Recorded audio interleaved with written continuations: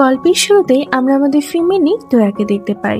সে তো আজকে অনেক বেশি এক্সাইটেড ছিল, সাথে একটু নার্ভাসও ছিল, কারণ আজকে তার কলেজের ফার্স্ট দিন। ও তো একটি ব্রেড খাচ্ছিল এবং মনে মনে চিন্তা করছিল যে আজকে তার ক্লাসটি কেমন যাবে। সেই সময় একটি ছেলে জোরে সাইকেলে করে এসে তোয়ার হাত থেকে ব্রেডটি ছিনিয়ে নিয়ে যায়। এই ছেলেটির নাম হচ্ছে জিয়ান। ও ছিল তোয়ার ছোটবেলার ফ্রেন্ড। জিয়ান তোয়াকে উদ্দেশ্য করে বলে যে এত তাড়াহুড়া করে কোথায় যাচ্ছিস, মনে হচ্ছে যেন যে মিস ইউনিভার্সের নাম দিতে যাচ্ছিস। তোয়া বলে যে যা তো এখান থেকে, আমার মাথা খাস না, প্রথম দিন কলেজে আমি তোর জন্য লেট হতে চাই না। ওরা দুজনে যেহেতু ছোট থেকে একসাথে বড় হয়েছে, এই জন্য ওদের দুজনের মাঝে ফ্রেন্ডশিপের থেকে বেশি তো ঝগড়া মারামারি লেগে থাকতো। ক্লাসে প্রবেশ করার সাথে সাথে তোয়ার নজর একটি ছেলে দিকে গিয়ে আটকে যায়, যাকে দেখে মনে হচ্ছিল অনেক শান্ত স্বভাবের। তোয়া এই ছেলেটিকে আগে থেকে চিনত। আসলে অন্য একটি শহরে থাকতে তোয়ার যখন ফোন হারিয়ে গিয়েছিল, তখন এই ছেলেটি তোয়াকে তার ফোনটি খুঁজে এনে দিয়েছিল। এই ছেলেটির নাম হচ্ছে হাউ। হাউকে প্রথমবার দেখার পরে তোয়ার মনের মধ্যে ওর জন্য একটু ফিলিংস তৈরি হয়। শুধু তোয়া না, বরং বাকি মেয়েরাও তো হাউকে দেখে ফিদা ছিল, কারণ হাউ যেমন দেখতে হ্যান্ডসাম, তেমনি অনেক চার্মিং।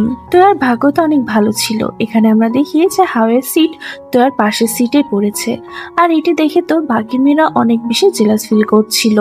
তোয়া সিটে বসার পরে হাউকে জিজ্ঞাসা করে যে তোমার কি আমার কথা মনে আছে। হাউ একটি স্মাইল দিয়ে বলে যে হ্যাঁ, তোমাকে কিভাবে ভুলতে পারি, তবে তুমি আগের থেকে এখন আরো বেশি প্রিটি হয়ে গিয়েছো। এই কথাটি শোনা মাত্রই তো পিছনে বসে থাকা জিয়ানের জেলাসি লেভেল একদম হাই হয়ে যায়। এই জন্য ওদের দুজনের কথার মাঝে মাঝে তোয়াকে বিরক্ত করতে থাকে, যার ফলে তো ওদের দুজনের মাঝে আবারও ঝগড়া শুরু হয়ে যায়। কিছুক্ষণ পরে টিচার ক্লাসে আসে এবং হাউকে সবার সামনে এনে ইন্ট্রোডিউস করে। টিচার হাউয়ের উদ্দেশ্যে সবাইকে বলে যে হাউ আমাদের কলেজে নতুন ট্রান্সফার হয়ে এসেছে এবং সে অনেক বেশি ব্রিলিয়ান্ট। এসব কথা শুনে তো জিয়ানের মন আরো বেশি খারাপ হয়ে যায়। ক্লাস শেষ করে জিয়ান একটি দোকানে ঢোকে এবং সে সেখান থেকে লুকিয়ে লুকিয়ে চিপসের প্যাকেট ছিঁড়তে থাকে। কিন্তু ওর তো কপালটাই খারাপ, কারণ দোকানদার ওকে দেখে ফেলেছে। আর ইনি আর কেউ না, বরং জিয়ানের বাবা। জিয়ানের বাবা তো তাকে বকা দিতে যাচ্ছিল, কিন্তু তখনই সেখানে তোয়া চলে আসলে সাথে সাথেই তো ওনার মুডটা চেঞ্জ হয়ে যায়। তোয়াকে দেখা মাত্র সে বলে যে মা, তোমার কি লাগবে। এটা বলেই সে দোকানের সব থেকে বড় চিপসের প্যাকেটটি তোয়াকে দিয়ে দেয়। এটা দেখে জিয়ান বিজবিজ করে বলতে থাকে যে মনে হয় ওটি আপনার আসল মেয়ে, আর আমি তো আপনার একটি স্যাম্পল মাত্র। বাসায় ফেরার সময় তোয়া খেয়াল করে যে তার মা সবজির ব্যাগ নিয়ে তার বাসার দিকে যাচ্ছে। এটি দেখে তো তোয়া তার সাইকেলের স্পিড আরো বেশি বাড়িয়ে দেয়, কারণ সে তার বাসার অভ্যন্তরের ব্যাপারটা অনেক ভালো মতনই জানতো। কারণ যখনই তোয়ার মা বাইরে যেত, তখনই তোয়ার বাবা তার বন্ধুদের নিয়ে গেম খেলাতে ব্যস্ত থাকতো, যেটি তোয়ার মা একদমই পছন্দ করতো না। তোয়া বাসার সামনে পৌঁছানো মাত্রই তার বাবাকে জোরে বলতে থাকে যে মা আসছে। ব্যাস, এই কথাটুকু শোনার পরে তোয়ার বাবা এত তাড়াহুড়া করে সবকিছু গুছিয়ে ফেলতে থাকে, মনে হয় যেন ফায়ার অ্যালার্ম বাজছে। গেমিং এর সমস্ত জিনিসগুলোই কিচেনের একটি জিনিসের মধ্যে লুকিয়ে রেখে দেয়। মা আসার পরে তার কাছে এমনই মনে হয় যেন সবকিছু স্বাভাবিক রয়েছে, কিন্তু সবকিছু আর বেশিক্ষণ স্বাভাবিক থাকে না। মা কিচেনে যাওয়ার পরে তো প্রমাণ পেয়ে যায়, আর তখনই শুরু হয় লেকচারবাজি। দুইজনের ঝগড়ায় বিরক্ত হয়ে তোয়া তার কানে হেডফোন লাগিয়ে দেয়, যাতে করে সে আর কিছু শুনতে না পায়। বিকাল বেলায় জিয়ান বাহিরে ঘোরাফেরা করছিল। সেই সময় সে তার বাবাকে অন্য একটি মহিলার সাথে দেখতে পায়। ওর মাথার মধ্যে খারাপ খারাপ চিন্তা ঘুরপাক খেতে থাকে। আসলে জিয়ানের মা ছোটবেলাতে মারা গিয়েছিল, এই জন্য জিয়ানের মনে একটি ভয় ঢুকে যায়। তো আর সেই সময় ওর পাশ দিয়ে যাচ্ছিল, আর সে জিয়ানের ফেসটি দেখে ব্যাপারটা বুঝতে পেরে যায়। আর সে ওর কাছে এসে বলে যে রিল্যাক্স কর, ওই আন্টিটির মুখটা দেখেছিস কত বড়। দেখে তো এমনই মনে হচ্ছে যে উনি তোর বাবার সেভিংস একদিনে শেষ করে ফেলবে। তোর বাবা এত বেশি সাহসী না যে এরকম কোনো মহিলাকে নিজের জীবনে নিয়ে আসতে দিবে। জানতো তার কোনো কথাতে পাত্তা দেয় না। পরের দিন ক্লাসে তোরা পড়াশোনা বাদ দিয়ে লুকিয়ে হাওয়ার স্কেচ বানাচ্ছিল, কিন্তু টিচার ওকে ধরে ফেলে আর বকা দিয়ে বলে যে সব নোবেল লেখার শখ ক্লাসে বাইরে গিয়ে পূরণ করো। এর আগে যে ড্রামাটি হয়েছিল সেটা থেকে কি তুমি কোনো শিক্ষা নিয়েছো নাকি নেওনি? এইটি শুনে তোরা তো পুরো শকড হয়ে যায়, কারণ সেই ব্যাপারটা তো শুধু জিয়ানকে বলেছিল। তাহলে টিচার কিভাবে জানতে পারলো? আসলে হয়েছিলটা এমন যে তোয়া লিখতে অনেক বেশি ভালো লাগতো, এই জন্য সে একটি ম্যাগাজিন কোম্পানিতে অ্যাপ্লাই করেছিল, চেয়ানো ওকে ফোন সাপোর্ট করেছিল। ম্যাগাজিন কোম্পানি থেকে তোয়ার কাছে ফোন আসে এবং তাকে একটা অ্যাড্রেস দেওয়া হয়। তোয়া তার বাবার থেকে টাকা নিয়ে সেই অ্যাড্রেসে চলে যায়। সেখানে যাওয়ার পরে একটি মহিলা ভুল বুঝিয়ে তার থেকে টাকা নিয়ে তাকে অন্য একটি জায়গাতে পাঠিয়ে দেয়। সেখানে যাওয়ার পরে তোয়া ব্যাপারটা বুঝতে পারে যে তার সাথে আসলে স্ক্যাম করা হয়েছে। তোয়া তার বাবার এত কষ্টের টাকা এইভাবে ফুরিয়ে ফেলেছে ভেবে তো তার অনেক বেশি কষ্ট লাগে। তাই সে কান্না করতে করতে চেয়ানকে ফোন দেয় আর তাকে বলে যে প্লিজ তুমি আমাকে এখান থেকে নিয়ে যাও। কিছুক্ষণ পরে চেয়ান যখন সেখানে আসে তখন সে দেখে যে তোয়া একটি ছেলেকে এখান থেকে চলে যাওয়ার জন্য বলছে। ওই ছেলেটা আসলে হাও ছিল আর এটাই সেই দিন ছিল যেদিন তোয়া তার ফোনটি হারিয়ে ফেলেছিল এবং হাও তাকে ফোনটি খুঁজে এনে দিয়েছিল। এখানে আসার পরে রাত হয়ে যায় আর এই শহরে যেহেতু তারা নতুন ছিল তাই তাদেরকে একটি হোটেল বুক করতে হয়। তবে হোটেলে আর কোনো রুম ছিল না, মাত্র একটি রুম ছিল, যার কারণে তাদেরকে একটি রুম শেয়ার করে থাকতে হয়। রুমের মধ্যে যাওয়ার পর ওরা বুঝতে পারে যে এই রুমটি তো একটি রোমান্টিক কাপলদের জন্য তৈরি করা হয়েছে। চ্যান তোয়াকে বলে যে তুমি বেডে ঘুমাও, আমি সোফাতে গিয়ে ঘুমিয়ে পড়ছি। তোরা হাসতে হাসতে বলে যে বেডে তো এত জায়গা রয়েছে, তাহলে তোমার বেডে শুতে কি প্রবলেম। তখন চ্যান বলে যে এত বেশি বকবক করো না। এটা বলেই সে সোফাতে ঘুমিয়ে পড়ে। চ্যান গভীর ঘুমের মধ্যে ছিল, কিন্তু তার ঠোঁটে ছোট্ট একটি স্মাইল ছিল। আসলে সে তোয়াকে নিয়ে স্বপ্ন দেখছিল যে ওরা দুজনে সুন্দর একটি জায়গাতে আছে এবং চ্যান ওকে কিছু একটা বলতে যাচ্ছিল, কিন্তু তখনই একটি জোরে থাপ্পড় লাগে ওর গালে আর ওর ঘুমটি ভেঙে যায়। ঘুম ভাঙতে ও তার সামনে তোয়াকে দেখতে পায় আর মনে মনে ভাবে যে কিসের বদলে এভাবে আমি থাপ্পড় পেলাম। পরের দিন সকালবেলায় ওরা আবারও নিজেদের বাসাতে ফিরে আসে আর ওই ঘটনাটি ওখানে শেষ হয়ে যায়। সিন আবার প্রেজেন্টে চলে আসে। তো এত ভাবতো যে এই ইনসিডেন্টের ব্যাপারে কেউ জানে না, তবে গাও নামের একটি ছেলের কানে এই কথাটি কোনো না কোনো ভাবে পৌঁছে গিয়েছে আর গাও কোনো চিন্তা ভাবনা না করে সবার সামনে এই কথাটি বলে দেয়। তোয়া মন খারাপ করে একটি জায়গাতে বসেছিল।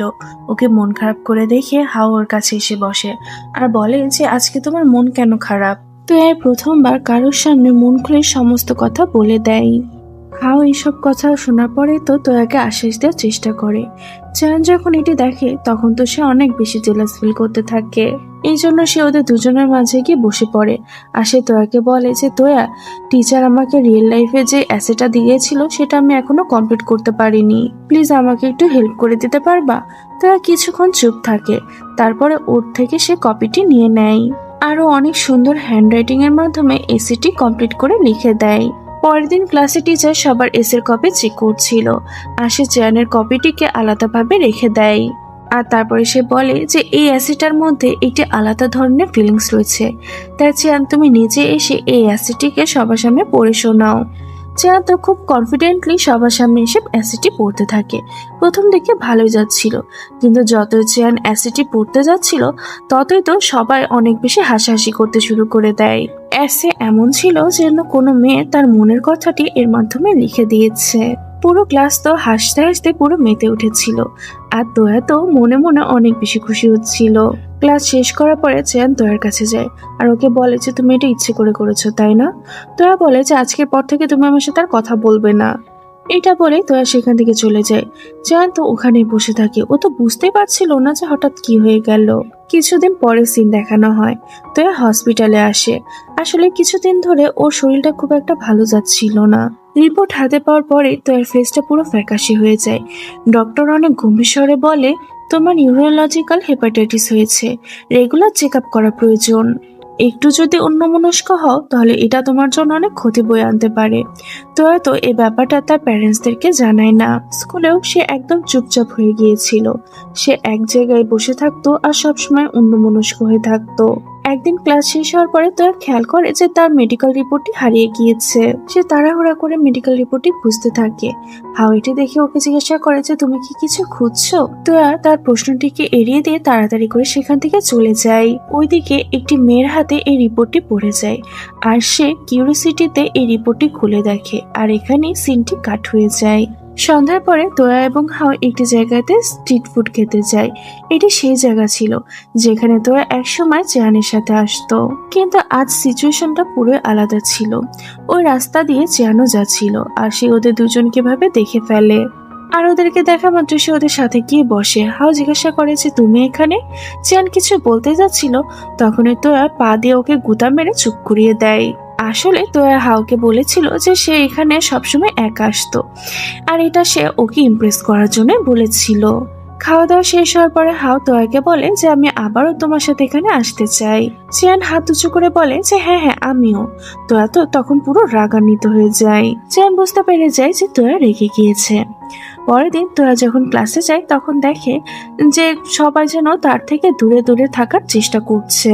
তোরা যেহেতু হেপাটাইটিস রয়েছে তাই কেউ মুখের উপর ওকে কিছু বলছিল না, কিন্তু সবার থেকে দূরে থাকার চেষ্টা করছিল। তবে সবার মধ্যে থেকে সে একটু আলাদা ছিল। সে তোরার জন্য ক্যান্টিন থেকে খাবার নিয়ে এসে মনটা ঠিক করার চেষ্টা করে, আর তোরাও একটু ভালো ফিল করছিল। কিন্তু তখনই কিছু ছেলেরা পিছন থেকে খারাপ খারাপ কমেন্ট করতে থাকে, আর তোরা তো খাবারটি না খেয়ে সেখান থেকে উঠে চলে যায়। হাও এসে ওকে বোঝায় যে চিন্তা করো না, এই অসুখটি ট্রিটমেন্টের মাধ্যমে ঠিক করা সম্ভব। তোয়া একটু রিল্যাক্স ফিল করতে থাকে। তখনই সেন নামের মেয়েটি এসে সিম্প্যাথি নেওয়ার চেষ্টা করতে থাকে। আসলে তো এটাই যে ওই এই কথাটি পুরো ক্লাসে ছড়িয়েছে। দ্বিতীয়বার হাও আবার ওর জন্য খাবার নিয়ে আসে এবং তো এবার আর ওকে মানা করতে পারে না। দূর থেকে চানি সমস্ত কিছু দেখছিল, ওর মনটা তো অনেক বেশি ভারী হয়ে যায়। আর সে ব্যাপারটাও জানতে পারে যে কিছু ছেলেরা তো একে নিয়ে খারাপ খারাপ কমেন্টস করেছিল। চেয়ান তো নিজেকে আর আটকাতে পারে না, আর সে ওই ছেলেগুলোর সাথে গিয়ে মারামারি করে। যখন তোয়া ব্যাপারটা জানতে পারে তখন সে দৌড়ে ওর কাছে যায়। তোয়া কান্না করে বলতে থাকে যে আমি চাচ্ছিলাম না এই ব্যাপারটা কেউ জানুক, আমি হয়তো আর বেশি দিন। সেই সময় চেয়ান ওকে আটকাই আর বলে যে তোমার কিচ্ছু হবে না, আমি আছি তোমার সাথে। এরপরে আমরা দেখি যে চ্যান হাওয়ার গেমিং সেন্টারে পার্ট টাইম জব করতে থাকে, যাতে করে সে তোয়ার ট্রিটমেন্টের জন্য টাকা জোগাড় করতে পারে। একদিন ও শুনে ফেলে যে ওর বাবা এবং তোয়ার বাবা ওদের দুজনকে ভাই বোন বলছিল, আর এটি শুনে তো ওর মনটা পুরো ভেঙে যায়। এরপর থেকে ও তোয়ার থেকে দূরে থাকার চেষ্টা করে। তো এর ব্যাপারে ওকে জিজ্ঞাসা করলে ও তো ওকে ফুল ইগনোর করে। পরবর্তী সিনে আমরা দেখতে পাই যে একটি অনুষ্ঠানে তোয়াকে স্পিচ দেওয়ার জন্য ডাকা হয়। তোয়া তো মন খুলে তার সাথে যা যা ঘটে গিয়েছে, তার অসুস্থতা সবকিছুর ব্যাপারে সে সবাইকে সত্যটা বলে দেয়। ও আরো বলে যে সবাই যখন আমার থেকে দূরে সরে গেল তখন শুধুমাত্র একটা মানুষ আমার সাথে ছিল, সেটি হচ্ছে আমার বেস্ট ফ্রেন্ড চিয়ান। এটি শুনে চিয়ান স্টেজের উপরে যায় এবং সে তোয়াকে জড়িয়ে ধরে। ওরা দুজনেই তো এখানে অনেক বেশি ইমোশনাল হয়ে গিয়েছিল। আস্তে আস্তে তো ওদের ফ্রেন্ডরাও এগিয়ে আসে, চারিদিকে পুরো স্তব্ধ হয়ে গিয়েছিল। বেশ কিছুদিন পার হয়ে যায়। কলেজে তো এখন সবাই অনেক বেশি আনন্দে ছিল, কারণ ফেস্টিভ্যালের দিন অ্যানাউন্স করা হয়েছে। চারিদিকে তো সবাই তাদের পারফরমেন্সটা কিভাবে করবে সেটা নিয়ে প্র্যাকটিস করে যাচ্ছিল। আর এদিকে তোয়া, চ্যান এবং হাও ডান্সে তাদের নাম লেখায়। বিকেল বেলায় ওরা ছাদে গিয়ে প্র্যাকটিস করতে থাকে। প্রথম দিকে সবকিছু তো ভালোই চলছিল। যখন হাও এবং তোয়া ডান্স করছিল তখন দূর থেকে চ্যান ওদের দুজনকে দেখছিল, আর এটি দেখে তো তার কাছে ভালো লাগে না। তাই সে বলে ওঠে যে একটা কাজ করি, আমি ডান্স করি, তাহলে তোয়া দেখে শিখে ফেলবে। তো আর কিছু না বলে রাজি হয়ে যায়, কারণ ওর কাছে এই আইডিয়াটা বেশ ভালোই লাগছিল। প্র্যাকটিস করা আবারও চালু হয়। এবার তো হাও চ্যানকে ধরে ডান্স প্র্যাকটিস করাচ্ছিল। ও এখানে এমন ভাবে শেখাচ্ছিল যেন কোনো মেয়েকে শেখাচ্ছে। চ্যানের পেশেন্স তো পুরো শেষ হয়ে যায়, তাই সে আবারও তোয়াকে হাওয়ের সাথে ডান্স করতে দিয়ে নিজের সাইডে সরে আসে। কিন্তু ওর ফেস দেখে তো এটা বোঝা যাচ্ছিল যে ও খুব রেগে আছে। রাত হয়ে যায় আর আমরা তোয়াকে দেখি সে তো এখনো প্র্যাকটিস করে যাচ্ছিল। সেই সময় চেয়ানো সেখানে আসে এবং সে তোয়াকে মজা করে বলে যে আজকে তোমার হাওয়া আসেনি। তোরা হেসে বলে যে ড্রামা করো বন্ধ করো, যদি তোমার কাছে টাইম থাকে তাহলে তুমি আমাকে ডান্স শিখিয়ে দাও। চ্যান তো চেষ্টা করে, কিন্তু ওর স্টেপগুলো খুব একটা ভালো হচ্ছিল না। তোরা হেসে বলে যে যাও বাদ দাও, তোমাকে দিয়ে হবে না, আমি নিজেই শিখে নিচ্ছি। কিন্তু চ্যানের শর্ত এবার অনেক গম্ভীর হয়ে যায় আর বলে যে না, আমি আর একটু মজা করব না, এবার আমি সিরিয়াস ভাবে ডান্স করব। এটি বলেই তো ও তোর সাথে ডান্স করা শুরু করে দেয়। আর এবার তো ওর স্টেপগুলো অনেক সুন্দর হচ্ছিল। ওরা দুজন মিলে খুব সুন্দরভাবে ডান্স করতে থাকে। এখানে তো ওরা দুজনে একে অপরকে দেখে যাচ্ছিল। পরবর্তী সিনে আমরা দেখতে পাই যে বেশ কিছুদিন পার হয়ে গিয়েছে আর চিয়ান তো একটি শপ থেকে তোয়ার জন্য জুতা কিনেছে। ও ভেবেছিল যে ও তোয়াকে সারপ্রাইজ দিবে, কিন্তু যখনই নিচে নামে তখনই তো ও থেমে যায়, কারণ তোয়া আগে থেকে হাওয়ের দেওয়া জুতা পরে ঘুরছিল আর ওর ফেসে স্পষ্ট বোঝা যাচ্ছিল যে ও কতটা খুশি। এই জন্য চিয়ান তার নিয়ে আসা জুতাটি আর ওকে দেয় না, ও চুপচাপ ওটিকে ফেরত দিয়ে দেয়। এরপর আমরা দেখি যে ফেস্টিভ্যালের দিনটা চলে আসে। আজকে তো তোয়াকে একটু অন্যরকম লাগছিল। তোয়ার সৌন্দর্য দেখে তো আজকে সবাই ওর অনেক প্রশংসা করতে থাকে। চেয়ান তো শুধু ওকে দেখে যাচ্ছিল, তোয়ার উপর থেকে তোর নজর সরছিলই না। প্রোগ্রাম তো কিছুক্ষণের মধ্যে শুরু হতে যাচ্ছিল, তবে হাও গায়েব ছিল, কারণ হাওয়ের বাবা তাকে একটি রুমের মধ্যে লক করে রেখেছিল। কারণ ওনার কাছে মনে হয় যে এসব কিছু করা মানে টাইম নষ্ট করা। শান এসে এই ব্যাপারটা তোয়া এবং চ্যানকে বলে। চ্যান তখন বলে যে ঠিক আছে, তোমরা এখানেই থাকো, আমি ওকে নিয়ে আসছি। চ্যান কিছু ফ্রেন্ডদেরকে নিয়ে হাওয়ের বাসার সামনে যায় এবং নিচ থেকে হাওয়ের নাম ধরে ডাকতে থাকে। হাও ওদের শব্দ পেয়ে ওর জানালার দিকে আসে। চ্যান বলে যে জানালা থেকে লাফ মারো, কিচ্ছু হবে না। অনেক চেষ্টা করার পরে তো হাও নিচে নেমে আসে। এখান থেকে তোরা দৌড়ে কলেজের পারফরমেন্সে চলে যায়। আর এদিকে আমরা দেখি যে তোয়া তো একাই স্টেজে উঠে আসে। ও অনেক বেশি নার্ভাস ছিল, কিন্তু তখনই হাও চলে আসে। আর তারা দুজন মিলে তো ট্র্যাডিশনাল চাইনিজ ডান্স করে। সবাই তো ওদের ডান্স অনেক বেশি পছন্দ করে। এরপরে হাও এবং চ্যান মিলে হিপ হপ ডান্স পারফর্ম করে। ওদের ডান্স পারফরমেন্স তো পুরো হিট হয়ে যায়। প্রোগ্রাম শেষ হওয়ার পরে ওরা কিছু ফ্রেন্ডরা মিলে একটি রেস্টুরেন্টে আসে। সবাই মিলে তো এখানে ভালোই মজা করছিল। কিছুক্ষণ পরে সেখানে জু নামের একটি ছেলে আসে। উনি আগে হাওয়ের গেমিং সেন্টারের ওনার ছিল। হাওকে দেখার পরেই তো উনি তার সাথে কথা বলতে যাচ্ছিল। চ্যান ওকে সাইডে নিয়ে যায় আর বলে যে প্লিজ তোয়াকে ব্যাপারটা বলো না যে আমি আগে পার্ট টাইম জব করতাম। জু মুচকে হাসি দিয়ে বলে যে তুমি কি ওকে পছন্দ করো? চ্যান ঘাবড়ে গিয়ে বলে যে না, ও আমার বোনের মতন। আসলে চ্যানের মাথার মধ্যে ওই ভাই বোনের কথাটি এখনো ঘুরপাক খাচ্ছিল। ও তো সত্যটা জানা অনেক জরুরি ছিল। ও তো ভাবছিল যে তোয়া হয়তো তার আপন বোন। এজন্য সে লুকিয়ে তোয়া থেকে একটি স্যাম্পল নিয়ে হসপিটালে যায়। কিন্তু হসপিটাল থেকে জানানো হয় যে এইটুকু স্যাম্পল ডিএনএ টেস্ট করার জন্য যথেষ্ট নয়। চ্যান মন খারাপ করে বাসায় ফিরে আসে। তোয়ার কাছে এসে জিজ্ঞাসা করে যে কি হয়েছে তোমার। কিন্তু চ্যান তো ওর কথাগুলোকে ইগনোর করছিল। তোয়াকে বলে যে জানো আমার ব্লাড গ্রুপও ও পজিটিভ। ব্লাড গ্রুপটি জানার পরে তো চ্যান কেমিস্ট্রি টিচারকে পরবর্তীতে এই ব্যাপারে জিজ্ঞাসা করে। টিচার ওকে বলে যে ও পজিটিভ এবং এবি পজিটিভ কখনো ভাই বোন হতে পারে না। এই কথাটি শোনার পরে তো চ্যান একটি শান্তি নিঃশ্বাস ফেলে আর মনে মনে বলে যে তার মানে তো আমার বোন না। এদিকে আমরা তোয়াকে দেখি। হাও তো তাকে একটি গিফট দেয়। বাসায় গিফটটি নিয়ে আসার পরে তোয়া গিফটটি খুলতেই পারছিল না। সেই সময় তোয়ার একটি ডেলিভারি আসে। ও যখন বাইরে যায় তখনই চ্যান ওর রুমে আসে এবং সে তোয়ার টেবিলের উপরে বক্সটি খোলা দেখে। যখন ও বক্সটি ওপেন করে তখনই বক্সের মধ্যে ও একটি চিরকুটে একটি আজব ধরনের ফর্মুলা লেখা দেখতে পায়। ও কিছু না বলে সেখান থেকে চলে যায়। তোয়া ফিরে এসে যখন চিরকুটটি দেখে তখন ও কিছু বুঝতে পারছিল না। ও মনে করে যে ম্যাথের হয়তো কোনো ফর্মুলা হবে এটি। এই চিরকুটটি রেখে তো একটি নতুন ড্রেস পরে আয়নার সামনে নিজেকে দেখে অনেক বেশি খুশি হচ্ছিল। চ্যান ওকে বাইরে বসে থেকে দেখছিল।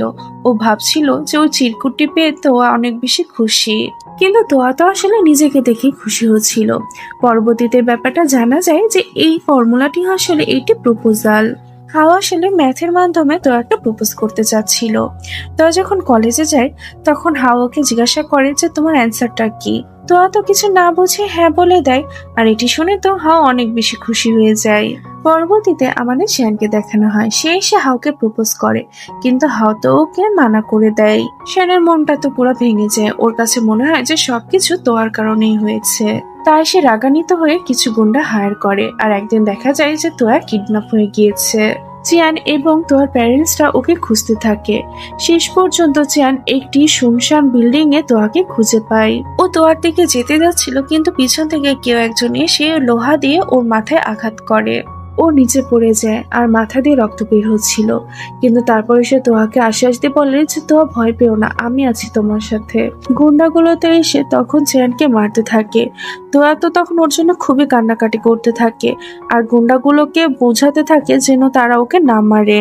গুন্ডাগুলো তো তোয়াকেও একটি মার বসিয়ে দেয়।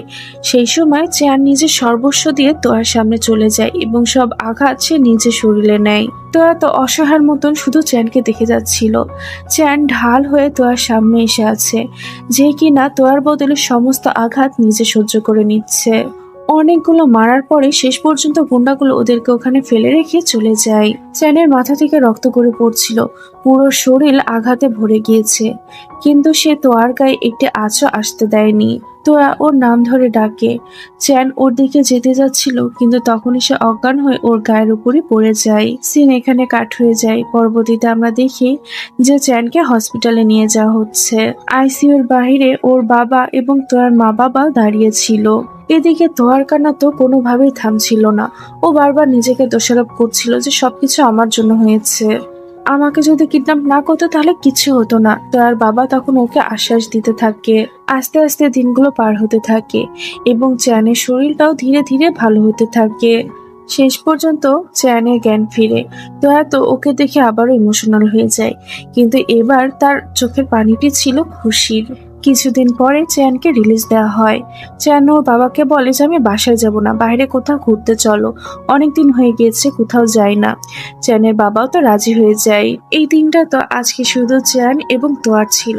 ওরা দুজনে ঠিক আগের মতোই একে অপরের সাথে আনন্দ করতে থাকে, ঘুরতে থাকে, মজা করতে থাকে এবং অনেক অনেক গল্প করতে থাকে।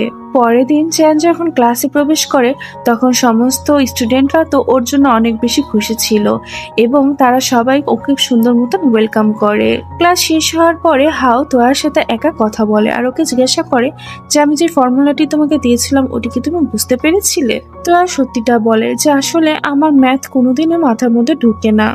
হাও কিছুক্ষণ চুপ থাকে আর তারপর বলে যে ঠিক আছে। এটা বলে সে ওখানে দাঁড়িয়ে থাকে। দূরে যখন ও চেয়ানকে দাঁড়িয়ে থাকতে দেখে তখন ও মনে মনে বলে যে তুই জিতে গেলি। কিছুদিন পরে ফ্রেন্ডরা মিলে সিদ্ধান্ত নেয় যে ওরা ক্যাম্পিং এ যাবে। সব ফ্রেন্ডরা তো সকাল সকাল বাইরে বেরিয়ে পড়ে। এখানে আসার পরে তো সব ফ্রেন্ডরা একে অপরের সাথে অনেক বেশি মজা করতে থাকে। দিনটা যে কিভাবে পার করে ফেললে ওরা তো টেরই পায় না। রাতের বেলায় ছেলেদের এবং মেয়েদের আলাদা আলাদা টেন্ট বানানো হয়। টেন্টের মধ্যে তোয়া এবং ভ্যান কথাবার্তা বলছিল। এখানে ভ্যান ওকে মজা করে জিজ্ঞাসা করে যে তোমার কেমন টাইপের ছেলে পছন্দ। পাশের টেন্টে থাকা হাও এবং চ্যান মিলে তো ওদের কথাগুলো অনেক মনোযোগ সহকারে শুনছিল। তোয়া বলে যে যে ছেলেটা অনেক বেশি ফানি হবে। এদিকে হাও চ্যানকে বলে যে তুমি যখন হসপিটালে ছিলে তখন আমি দেখেছি তোয়া তোমার জন্য কত বেশি টেনশনের মধ্যে ছিল। চ্যান একটু হাসি দিয়ে বলে যে ও সবার সাথে এমন বিহেভি করে। ক্যাম্পিং শেষ হওয়ার পরে তো সব ফ্রেন্ডরা অনেক মেমোরি ক্রিয়েট করে ফিরে আসে। একদিন তোয়া এবং চ্যান একসাথে বসেছিল। তোয়া এখানে নিজের স্বপ্নের ব্যাপারে ওকে বলতে থাকে যে আমার রাইটার হওয়ার ইচ্ছা, আমি একটি বুক স্টোর খুলবো এবং সেখানে সব বই আমার লেখা হবে। চ্যান ওর কথাগুলো শুনে বলে যে ঠিক আছে তাহলে আমি আর্কিটেক্ট হব। তো হাসতে থাকে। চ্যান বলে যে আজ হেসে নাও, পরবর্তীতে কিন্তু রিগ্রেট করো না। এভাবেই ওদের দুজনের কথাবার্তা চলতেই থাকে। এভাবেই তো তাদের দিনগুলো কাটতে থাকে। তাদের এক্সামও শেষ হয়ে যায় এবং রেজাল্টটা চলে আসে। সবাই পাশ হয়ে গিয়েছে এবং তারাই এবার 12th ক্লাসে শিফট হয়েছে। সবাই তো অনেক বেশি খুশি ছিল। এবার সবার গরমের ছুটি দেওয়া হয়। ছুটির মধ্যে একটি দিন অনেক স্পেশাল ছিল, কারণ চিয়ানের আজ বার্থডে ছিল। ফ্রেন্ডরা তো ওকে উইশ করে আর সবাই মিলে প্ল্যান করে যে ওরা বাইরে কোথাও ঘুরতে যাবে। সিলেক্ট করা জায়গাতে আগে থেকে চিয়ান এবং তোয়া পৌঁছে যায় আর বাকি সবাই একটু পরে আসতে চলেছিল। এই জায়গাটি অনেক বেশি সুন্দর ছিল, তবে তোয়ার মন তো একদমই ভালো ছিল না। এই জন্য চিয়ান তো তোয়ার মুডটি ভালো করার অনেক চেষ্টা করতে থাকে আর ফাইনালি তোয়ার মুডটা ভালো হয়ে যায়। কিন্তু সেই সময় আবহাওয়াটি চেঞ্জ হয়ে যায় আর হঠাৎ করে অনেক বেশি বৃষ্টি পড়তে শুরু করে। দুজন তো দৌড়ে গিয়ে একটি জায়গা নিচে গিয়ে আশ্রয় নেয়। সেই সময় ওদের কাছে ওদের ফ্রেন্ডের ফোন আসে আর তারা জানায় যে তারা রাস্তার মধ্যে আটকা পড়ে গিয়েছে, আজ হয়তো তারা আর আসতে পারবে না। ফোন কাট করার পরে তো তোরা মন খারাপ করে বলতে থাকে যে ভেবেছিলাম আজকে সবাই মিলে তোমার এই দিনটাকে অনেক স্পেশাল ভাবে এনজয় করব, কিন্তু দেখো আমরা দুজনই থেকে গেলাম। চ্যান বলে যে দুটা মানুষও তো যথেষ্ট, আমরা দুজন মিলে আজকের দিনটাকে অনেক বেশি স্পেশাল করে তুলবো। তো কিছুক্ষণ পর ওকে জিজ্ঞাসা করে যাচ্ছে তোমাকে কি আমি একটা কথা জিজ্ঞাসা করতে পারি? আমাদের ক্লাসের বা আমাদের কলেজের কোনো মেয়েকে কি তুমি পছন্দ করো? চ্যান ওর দিকে তাকাই। ওকে সে কিছু একটা বলতে যাচ্ছিল কিন্তু সে বলতে পারে না। কিছুক্ষণ পরে তোরা ওর অ্যান্সারটি শোনার বদলে ওর কাঁধে মাথা রেখে ঘুমিয়ে পড়ে। এখানে তো ওরা দুজনে অনেক ক্লোজ অবস্থায় ছিল। চ্যান তো শুধু তোয়াকে দেখে যাচ্ছিল। বৃষ্টি থামার পরে ওরা দুজন মিলে একসাথে বাসার দিকে রওনা দেয়। রাস্তার মধ্যে তোয়া চ্যানকে একটি গিফট দেয়। চ্যান অনেক এক্সাইটেড হয়ে গিফটটি খুলে দেখে যে এটি একটি লকেট এবং লকেটের মাঝে তার এবং তোয়ার একটি পিকচার রয়েছে। এটি দেখে তো চান অনেক বেশি খুশি হয়ে যায়, কিন্তু এরপরে সে তোয়ার সাথে মজা করে বলে যে মনে হচ্ছে এটি কোনো চিপ দোকান থেকে নেওয়া হয়েছে। এটি বলে সে লকেটটি নিজের গলায় পরে ফেলে। তোয়া একটু রাগ করে বলে, যদি সস্তা মনে হয় তাহলে গলায় কেন পড়লে, আমার গিফট আমাকে ফেরত দাও। এইটা বলে তো ওদের দুজনের মাঝে আবারও খুনসুটি ঝগড়া বেঁধে যায়। অন্যদিকে আমাদের চেয়ানিয়ার বাবাকে দেখানো হয়, সে হসপিটালে এসে ডক্টরের মুখের কথা শুনে তো তার ফেসের এক্সপ্রেশনই চেঞ্জ হয়ে যায়। বাসায় ফিরে আসার পরে চেয়ান লক্ষ্য করে যে তার বাবা অনেক শান্ত হয়ে আছে। এরপরে একদিন চেয়ানের বাবা এবং তোয়ার বাবা কিছু জরুরি বিষয় নিয়ে কথাবার্তা বলছিল, কিন্তু যখনই চেয়ান এবং তোয়া ওখানে পৌঁছায় তখনই তো ওরা দুজনে চুপ হয়ে যায়। এইভাবে একদিন গরমের ছুটি শেষ হয়ে যায় এবং তাদের ক্লাস আবারও শুরু হয়ে যায়। টিচার ক্লাসে এসে বলে দেয় যে এবার আর কোনো মজা মাস্তি না, তোমাদের সামনে শুধুমাত্র একটি গোল, সেটা হচ্ছে এক্সাম। সবাই তো টিচারের কথা শুনে অনেক সিরিয়াস হয়ে যায়। রাতের বেলায় তোয়াকে দেখি সে তো রুমের মধ্যে বসে পড়াশোনা করছিল। এদিকে তোয়ার মা বাবা ফোনে কথাবার্তা বলছিল। আসলে তোয়ার মা কিছু কাজের কারণে বাইরে ছিল কিছুদিন ধরে। এখানে তোয়ার বাবা বলছিল যে চেয়ানের বাবা এখন চেয়ানের আসল মাকে খুঁজে বের করার চেষ্টা করছে।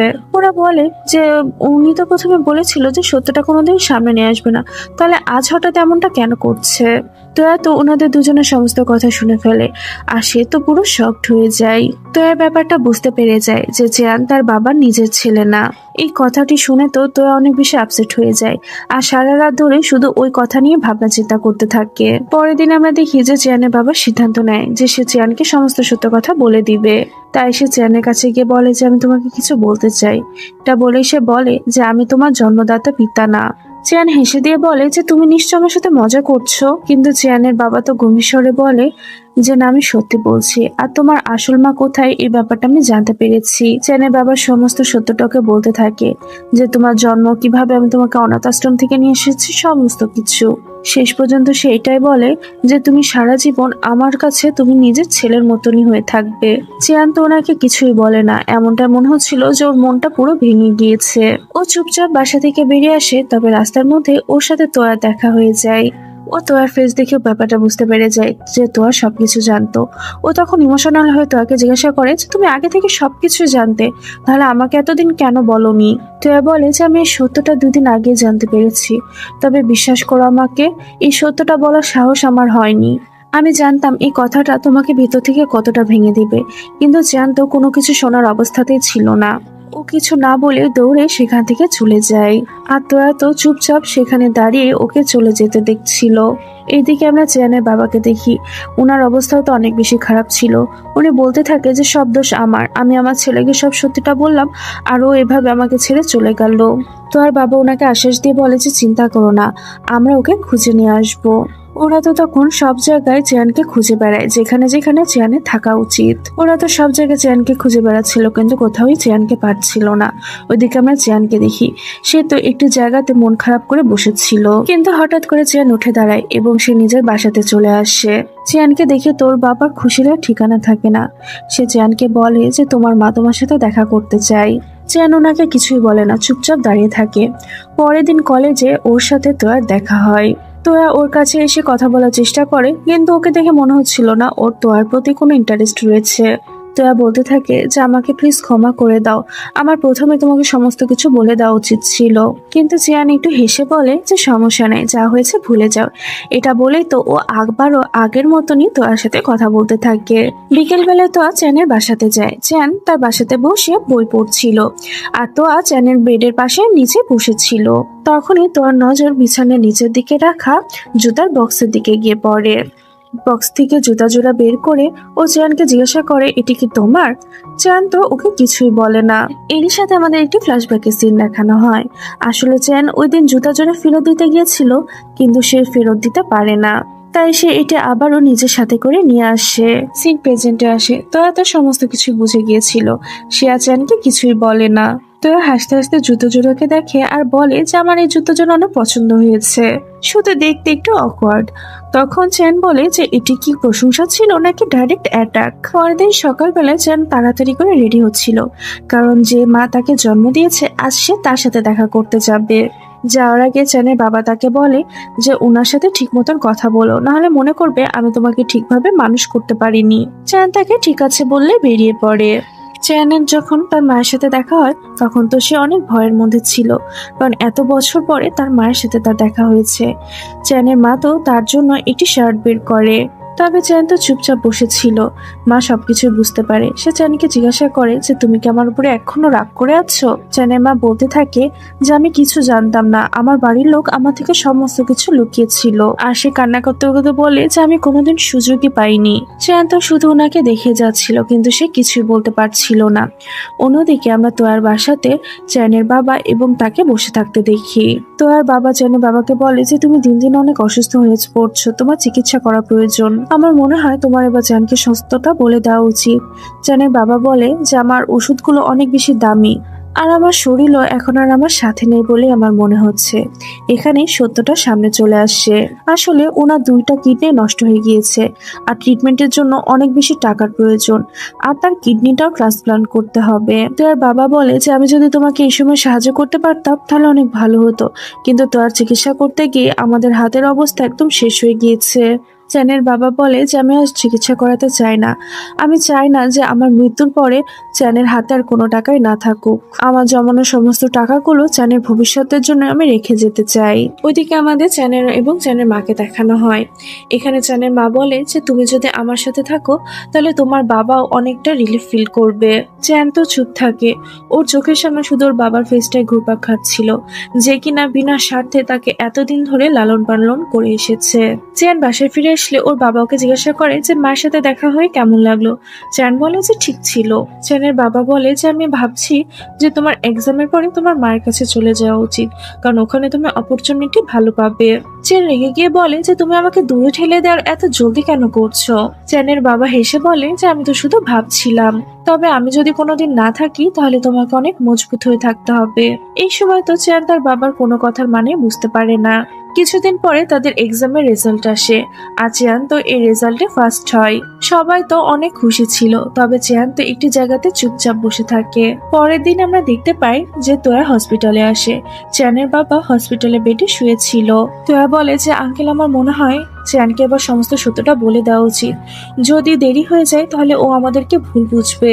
চেয়ানের বাবা বলে যে ঠিক আছে, আমি নিজেই ওকে সমস্ত সত্যটা বলবো। পরবর্তী সিনে আমরা দেখি যে চেয়ান এবং তার বাবা সামনাসামনি বসেছিল। চেয়ানের বাবা অনেক আস্তে আস্তে বলতে শুরু করে যে আমার শরীর আর আমার স্বাদ নিচ্ছে না, আমার 2 কিডনি কাজ করা বন্ধ করে দিয়েছে, ট্রিটমেন্টের জন্য অনেক লং প্রসেসের প্রয়োজন, তবে হয়তো আমার হাতে আর সময় নেই। এইসব কথা শুনে তো চেয়ানের মাথায় যেন আকাশ ভেঙে পড়ছিল। চেয়ান বলে ওঠে যে বাবা আমার কাছে তো 2টি কিডনি আছে, আমি একটা তোমাকে দিয়ে দিব, তাহলে দেখবে তুমি সুস্থ হয়ে যাবে। চেয়ানের বাবা ওকে বুঝিয়ে বলে যে এমনটা হয় না বাবা, আমাদের দুজনের ব্লাড গ্রুপও তো ম্যাচ করে না। আর সত্য এটাই যে আমি আর বেশি দিন সবকিছু টেনে নিয়ে বেড়াতেও চাই না। তুমি এখন বড় হয়ে গিয়েছো, তুমি নিজের ভবিষ্যৎ নিয়ে ভাবো। চেয়ান মাথা নিচু করে বসেছিল, ওর কাছে তো বলার মতন আর কোনো ভাষাও নেই। পরবর্তীতে চ্যান বাসায় এসে একাই বসেছিল। তোয়া চুপচাপ এসে ওর পাশে বসে। চ্যান তখন বলে ওঠে যে বাবা চাই আমি ভালো মতো পড়াশোনা করে একটি ভালো ভার্সিটিতে ভর্তি হই। সে চায় আমি অনেক স্ট্রং হয়ে তার স্বপ্নগুলোকে পূরণ করি। এই কথাটি বলতে গিয়ে তো চ্যানের কণ্ঠস্বর ভারী হয়ে যায়। সে আর কিছু বলতে পারছিল না। বাবার রুমের দরজাটি দেখলে আমার বুকের মধ্যে কেঁপে ওঠে। তার বিছানাটি দেখলে মনে হয় যে সে জন্য আর এই বিছানাতে বেশি দিন শুতে পারবে না, আর তার হাতের বানানো খাবারও হয়তো আমি আর বেশি দিন খেতে পারবো না। এই কথাটি বলেই তো যেন অনেক জোরে জোরে কান্না করতে শুরু করে। তোয়া ওকে শক্ত করে জড়িয়ে ধরে আশ্বাস দিতে থাকে। এরপর থেকে আমরা দেখি যে চ্যান সবসময় তার বাবার সাথে সময় কাটাতে থাকে। সে তার বাবার সাথে শেষ মুহূর্তটুকু খুব ভালোভাবে কাটাতেই চাচ্ছিল। একদিন আমরা দেখি যে চ্যানের বাবা তোয়ার বাবাকে ডাকে আর বলে যে আমি তোমার থেকে লাস্ট একটি সাহায্য চাই। এটি বলে সে বক্সের মধ্যে থেকে কিছু চিঠি তোয়ার বাবাকে দেয় আর বলে যে এখানে চ্যানের জন্য প্রত্যেকটি চিঠি লেখা আছে।